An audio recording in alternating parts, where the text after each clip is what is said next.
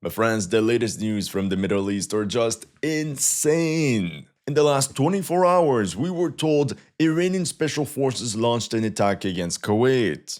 Israel just set up a covert airbase in Iraq. It was also revealed that Israeli air defense personnel are deployed in the UAE. American F-16s massing in Saudi Arabia. And then we learned about Saudi and Emirati covert airstrikes against Iran. Oh, you thought I was done! Iranian aircraft are now hiding in Pakistani air bases. Oh, and according to US intelligence, Iran's military is pretty much intact. Boy, that escalated quickly. There's a lot to unwrap. So in this video, we'll break down all these covert operations and what was happening behind the scenes.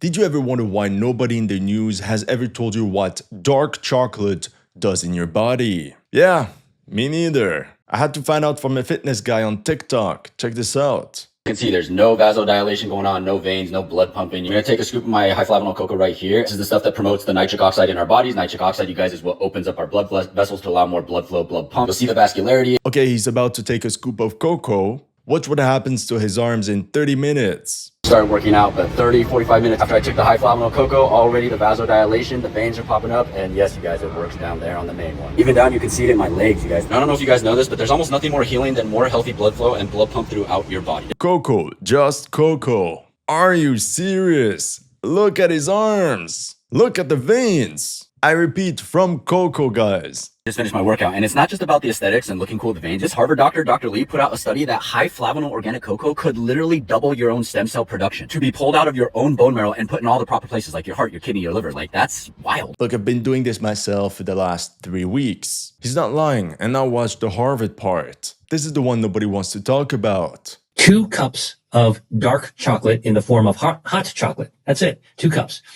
to have a day for 30 days. And at the end of 30 days, you take out your blood and measure the stem cells again, and then do that flow media dilation resiliency test again of the blood vessels to see, have they changed?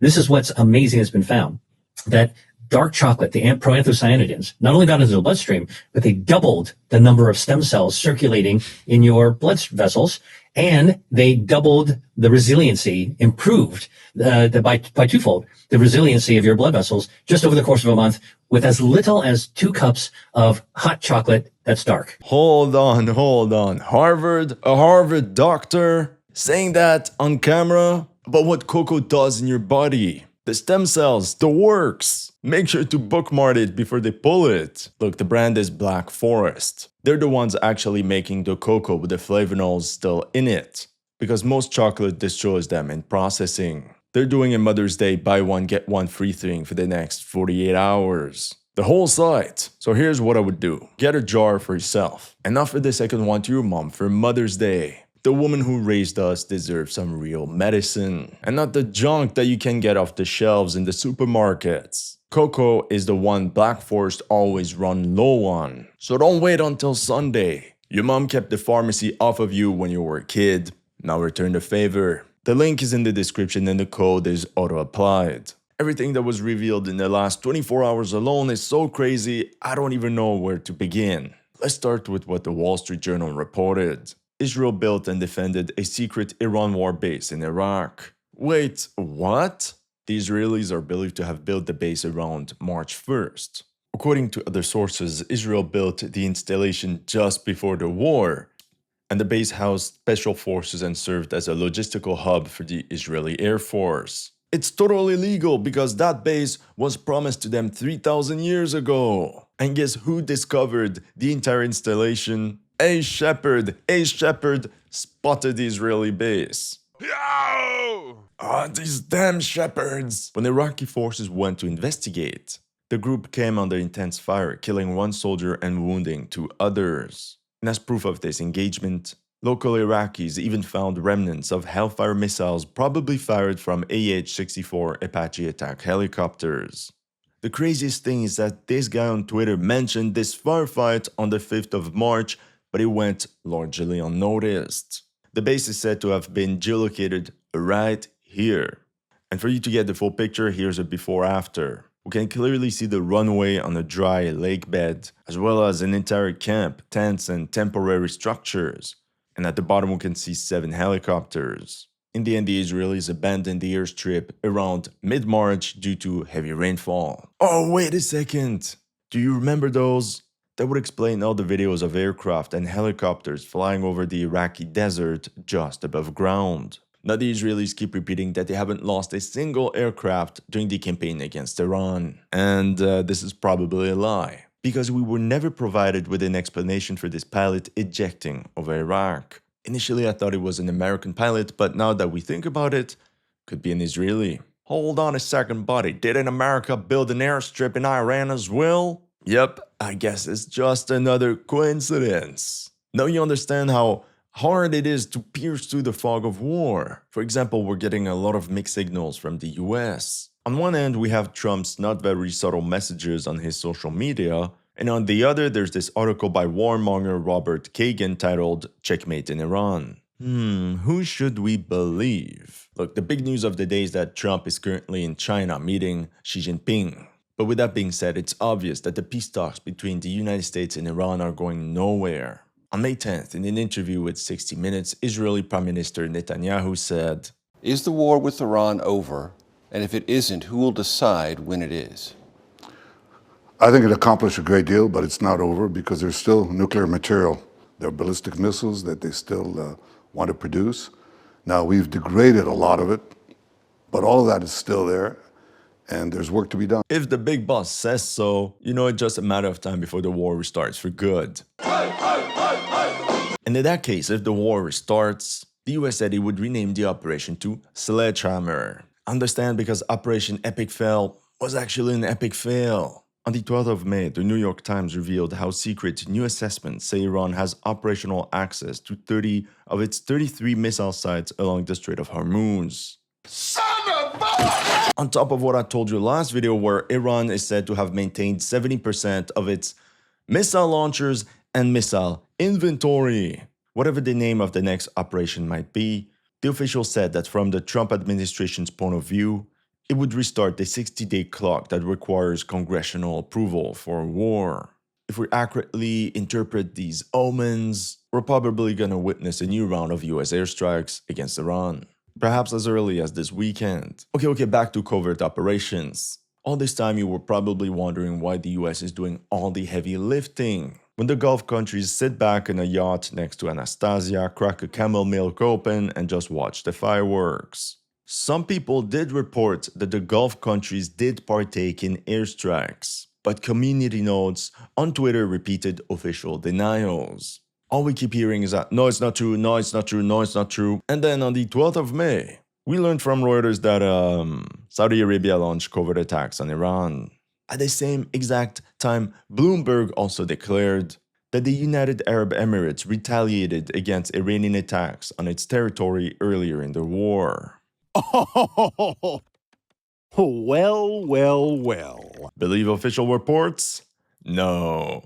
Believe the OSINT community. Saudi Arabia and the UAE launched airstrikes against Iran, and we're just learning about it now. So you can only imagine what else we're not being told. There was also this interesting report by Faitux.